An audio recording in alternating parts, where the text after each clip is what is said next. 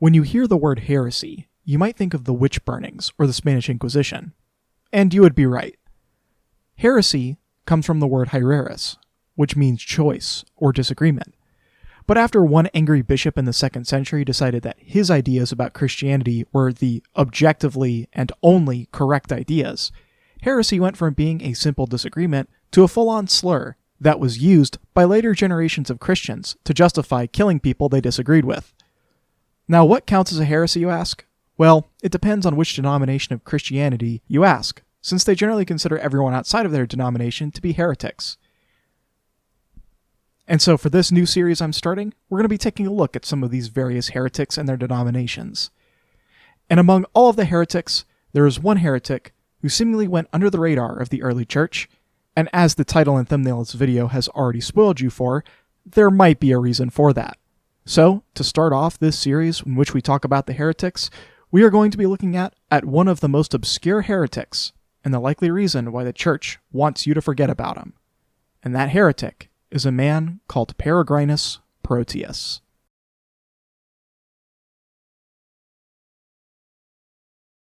The life of Proteus is told by a pagan satirist named Lucian. Lucian wrote a work called The Passing of Peregrinus, which tells the story of Proteus leading all the way up to his death.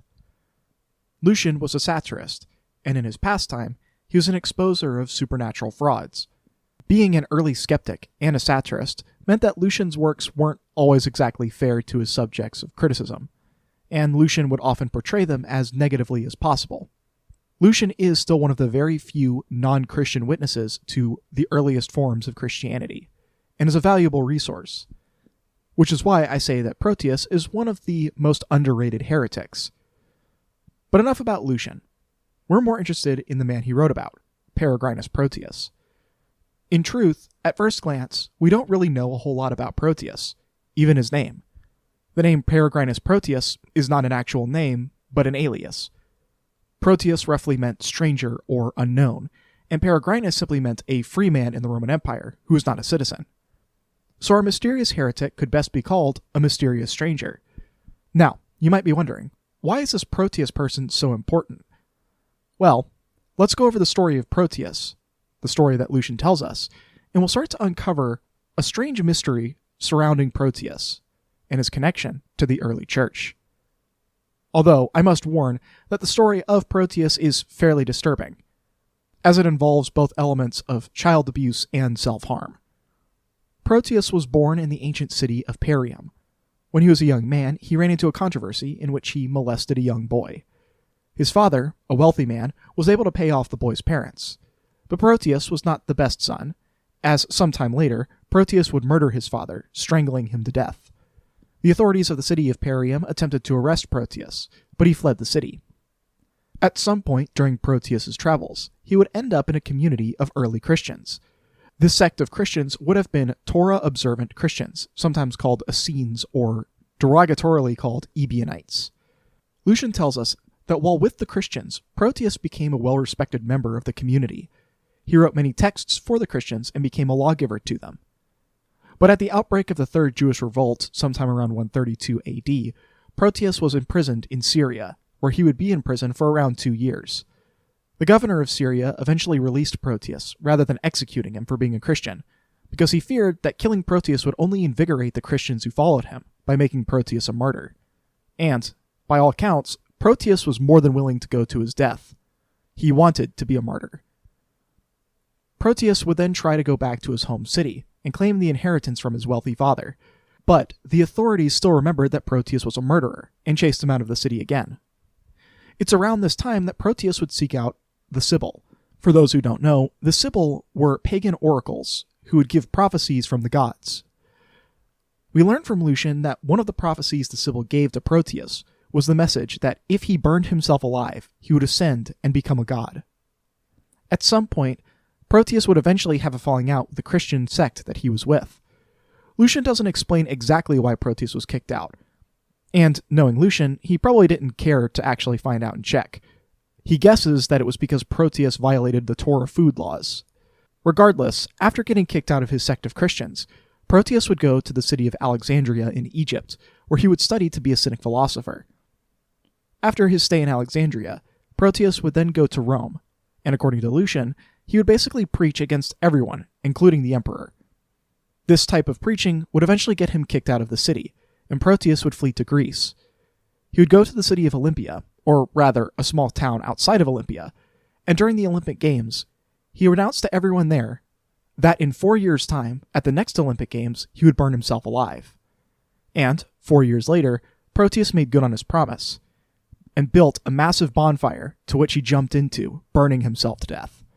Lucian was there to witness the entire event, and tells us the prophecy Proteus had received from the Sibyl. And, interestingly enough, shortly after Proteus's death, his followers began telling the people around that Proteus had been risen from the dead. Proteus's followers would then spearhead a massive letter-writing campaign, spreading the good news of Proteus Peregrinus across the city of Rome. And that is the life of Proteus Peregrinus. When reading Lucian's account, you can clearly see the contempt that Lucian held for Proteus. He accused Proteus of being a liar and a charlatan, taking advantage of the ignorant Christians. And he also mentioned that Proteus was quick to use other names or aliases when preaching or writing. So he also accuses Proteus of being a forger. All around, Proteus seemed to embody everything that a Christian would despise from someone who called themselves a Christian. He was a model heretic. And it's for this reason that I decided that Proteus would be the first heretic I would cover in this series. At least, at first glance, it would seem that Proteus would be the perfect heretic. But as I mentioned at the start of the video, Proteus is an extremely obscure figure, and is almost never mentioned among the early writings of the Church. Lucian's passing of Peregrinus would have been a disaster for the early Christians, making them a laughingstock.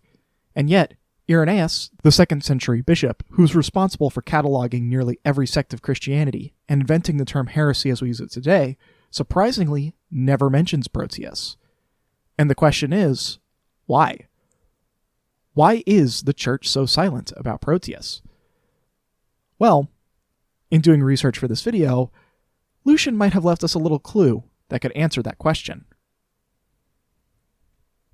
From Lucian's passing of Peregrinus, quote, "It was then that he learned the wondrous lore of the Christians, by associating with their priests and scribes in Palestine.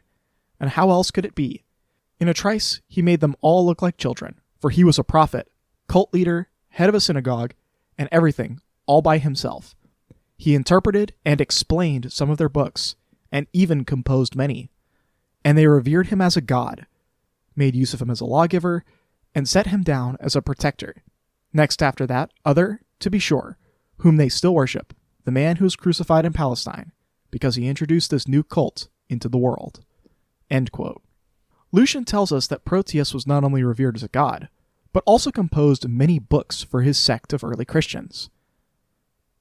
And it's here where the story of Proteus leaves us with a lot of questions, like, what were the texts Proteus wrote? And did any of what Proteus wrote make it into the Bible? Lucian tells us that Proteus used many aliases, so is it possible that Proteus could have used names like Matthew, Luke, Paul, or Peter? What exactly happened to Proteus' sect after he died? Lucian tells us that his followers claim that he rose from the dead, just like Jesus after all. So then, why is it that the early church doesn't call him a heretic? Why does Irenaeus remain silent? What exactly was the church hiding?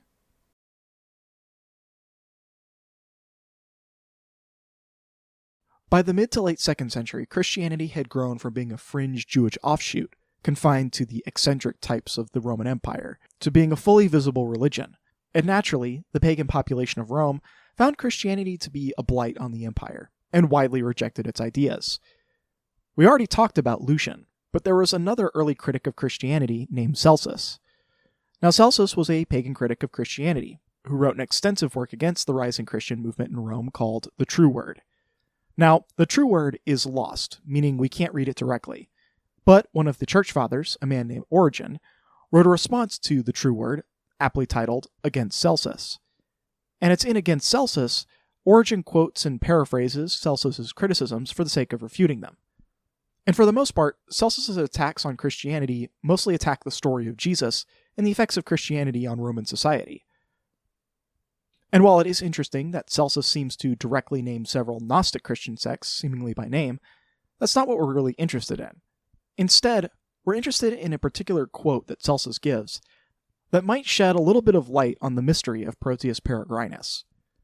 Origen tells us that Celsus was aware of a particular sect of Christians.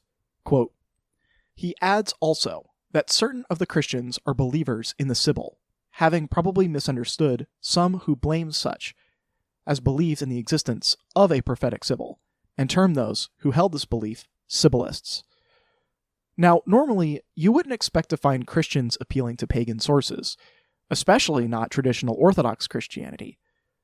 But, as we established earlier, we already likely know what group Celsus is probably talking about, and those are the followers of Proteus Peregrinus, who burned himself alive because of an oracle he received from the said Sibyl.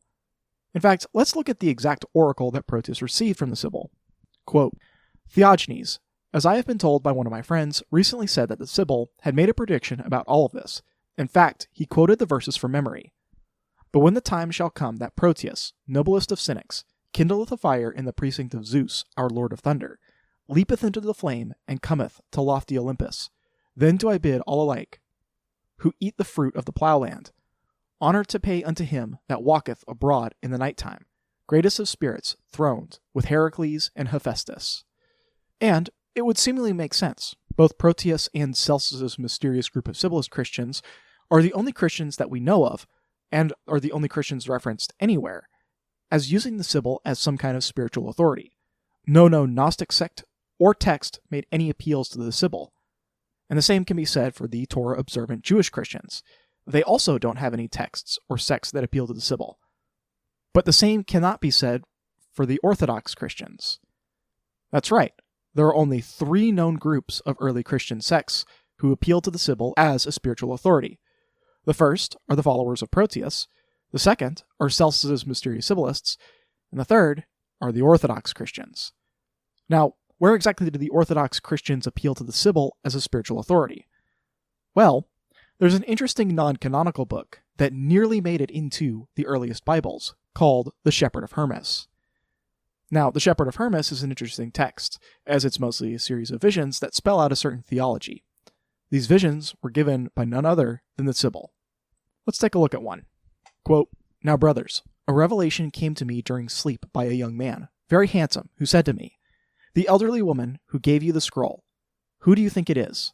I reply, 'The Sibyl.' 'You are mistaken,' he says. 'She is not.' 'Then who is she?' I say. 'The church,' he says. I ask him, 'Then why is she so old?' 'Because,' he says, 'she was created before everything else, and it was she for whose benefit it is the very world was built.'" And it's in the Shepherd of Hermas that we see the early Orthodox Christianity try to appropriate the Sibyl. And many of the early Orthodox churches and church fathers considered the Shepherd of Hermas to be authoritative scripture, including our cataloger of early heresies, Irenaeus. When looking at Irenaeus' work against heresies, we find this interesting little quote. Quote, "Truly then the scripture declared, which says, 'First of all, believe that there is one God, who has established all things and completed them, and having caused that from what had no being, all things should come into existence.'" End quote. While Hermas nor his book is mentioned directly by name, this quote is from the Shepherd of Hermas, which is preceded by the words, "the scripture declared." So, Irenaeus seems to think that the Shepherd of Hermas was an inspired work. Could it be possible that these 3 groups appealing to the Sibyl are in fact one and the same? Is that possible? Well, according to church tradition, the Shepherd of Hermas was written by a man named Hermas. Who was this Hermas, you may ask? Well, according to church tradition, Hermas was the brother of Pope Pius I, so that would rule out Proteus as being the author. Proteus, as far as we know, had no siblings.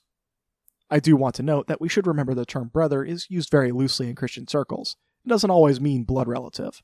So, technically, yes, it is possible that Proteus wrote it. But things get even more interesting once you consider another church tradition. According to Tertullian, a later church leader, Pope Pius barely defeated the Gnostic theologian Valentinus for the position of the Pope of Rome. And it was Pius who was responsible for excommunicating Valentinus and the Gnostics from the church. And in also some other traditions, Pius is the pope who excommunicated the heretic Marcion. That's a little bit interesting, isn't it? A connection between the Sibyl, Proteus, and Pius? Could it be that after Proteus was kicked out of his group of Jewish Christians, he went to Alexandria, hotbed of the Gnostic Christians, and somehow made it all the way to the top of their church organizations only to subvert them from the inside, eventually creating orthodoxy? A bit of a stretch, but stranger things have happened. There's also another bit of interesting information that connects Hermas to the anti-Gnostic Pope Pius. That comes from the Gnostic Apocalypse of Peter.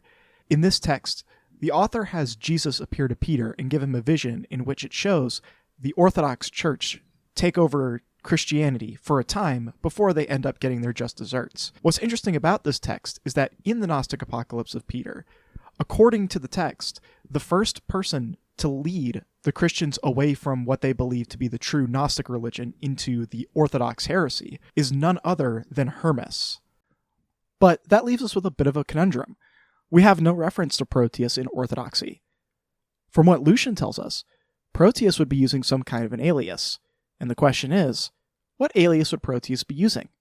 Who could he be hiding as? Well, from my research, there is not one individual that Proteus could be, but instead 3. Polycarp of Smyrna, Ignatius of Antioch, and Clement of Rome. These 3 make up what are known as the Pillars of Orthodoxy.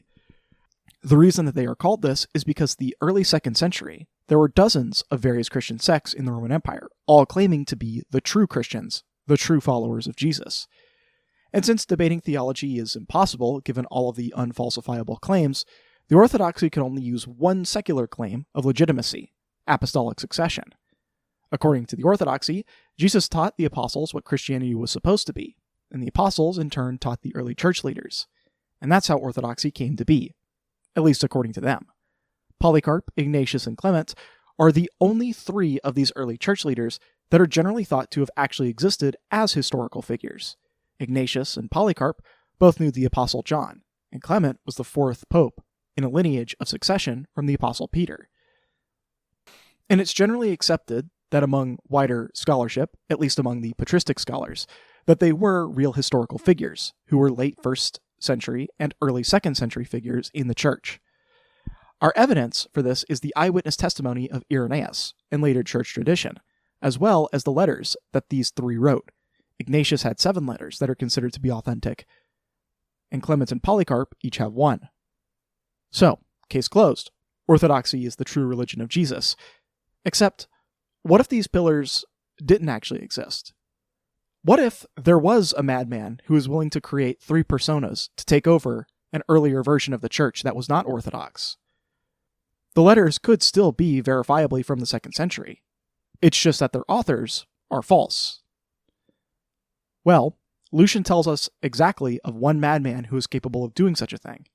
And of course, that madman was Peregrinus Proteus. Quote, "Nay, when the time shall come that a cynic with names that are many." End quote.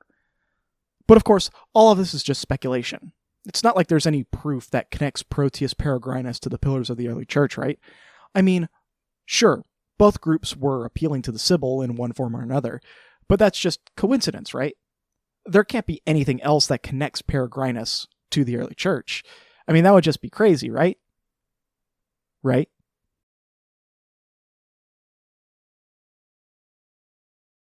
For anyone who doesn't know the story of Polycarp, let me give you a quick rundown.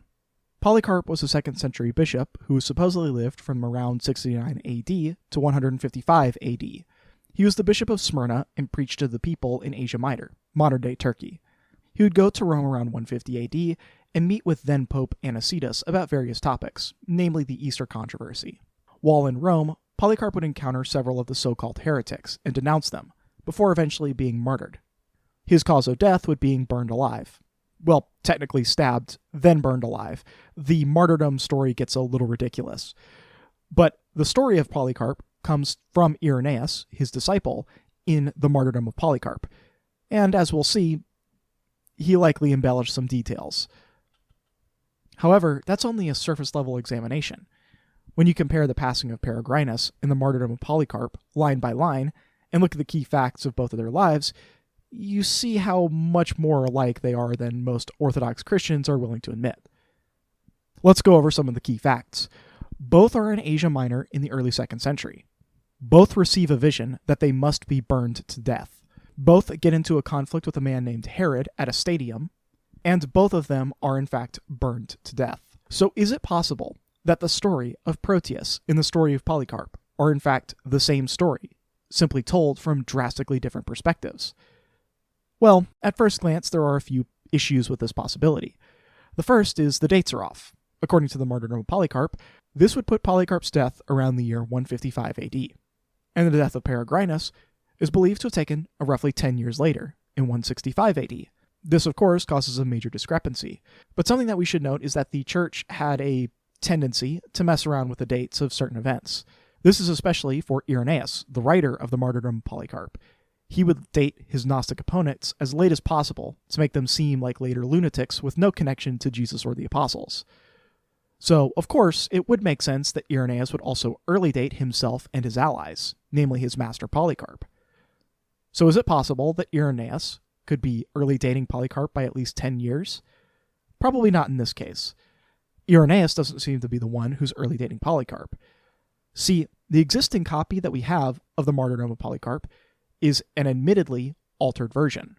So, the answer is simple. Caius or Pianus, or one of the various scribes who was responsible for copying this story over and over, changed the dating at some point to be earlier than it was originally. So is there any proof that the dating of Polycarp was actually 10 years after it supposedly happened?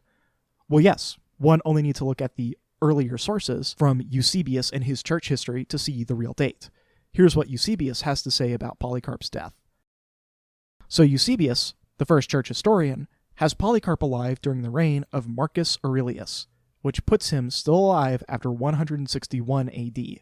This puts Polycarp and his lifetime well within the range of being at the exact same time as Proteus Peregrinus. But we still have another problem. How exactly do the other two pillars of the church tie into the story of Peregrinus Proteus? After all, we have their letters as well, don't we? Well, once again, Lucian gives us an explanation as to what happened. Quote, "The story is that he dispatched missives to almost all of the famous cities, testamentary dispositions, so to speak, and exhortations and prescriptions, and he appointed a number of ambassadors for this purpose from among his comrades, styling them messengers from the dead and underworld couriers." End quote. So could it be that after Proteus burned himself to death, he and his followers spread the good news of orthodoxy under the names of Clement, Ignatius, and Polycarp? Perhaps you need a little more convincing. See, some scholars have pointed out that Lucian appears to be doing a bit of mockery in his line here. See, at this point, Proteus believed that he had ascended to godhood, and Lucian is mocking the idea of that, instead saying that Proteus is dead, and in the underworld, not a god. So if you look at the text again and peel back Lucian's sarcasm, we might get a more accurate history of events. That went something like this. Quote, "The story is that he dispatched missives to almost all of the famous cities, testamentary dispositions, so to speak, and exhortations and prescriptions, and he appointed a number of ambassadors for the purpose from among his comrades, styling them messengers from God and ambassadors from God." End quote. It may not seem like such a big deal, but it is something that several scholars have noted before. Why is this so important, you may ask? Well, when one compares the letters of Proteus Peregrinus and his messengers from God, and compares them to the quotes from the early church pillars, the comparison is almost one-to-one. Let's take a look at a few quotes from these so-called pillars of the church. Starting with Ignatius. We see here a reference to a divine ambassador. However, the references become more overt as you read through some of the other letters. Here's one from Clement. If we check through the so-called authentic letters of the pillars of the church, we find this idea of them being holy ambassadors and messengers from God quite a bit. But there's another connection here as well that I've been overlooking. If we look at the various epistles, we find that a lot of them are written to congregations who had deposed certain members of their church, specifically their elders. Could it be possible that these are references to Proteus Peregrinus after he got kicked out of the Jewish Christian sect? Let's look at one of these epistles and see what he has to say. Does this sound like it could be Proteus Peregrinus, basically begging to get back into the church? When reading the Epistle of Clement, it does come off as someone writing from a position of weakness, not something you would expect from the Pope, who's supposed to be head of the entire organization. No, as I read it, it sounds like someone with a fake sense of self-righteousness and self-importance trying to wiggle their way back into a position that they've been kicked out of.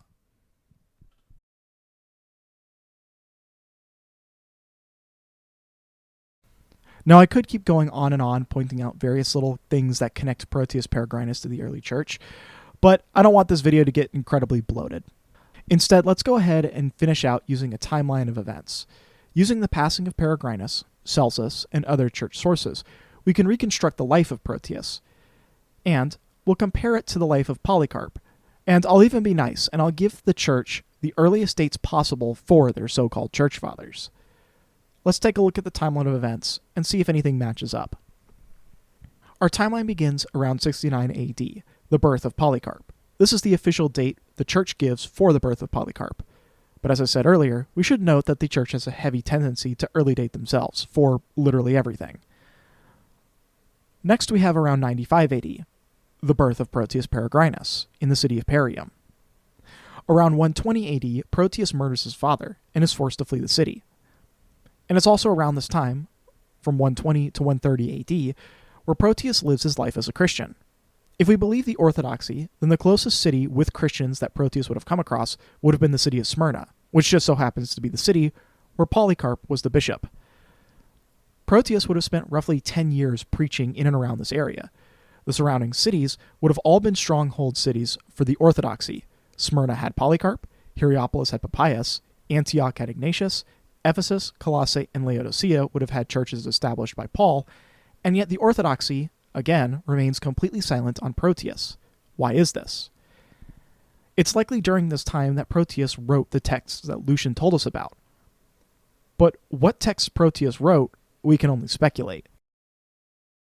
Around 132 AD, Proteus is imprisoned at the outbreak of the Third Jewish Revolt.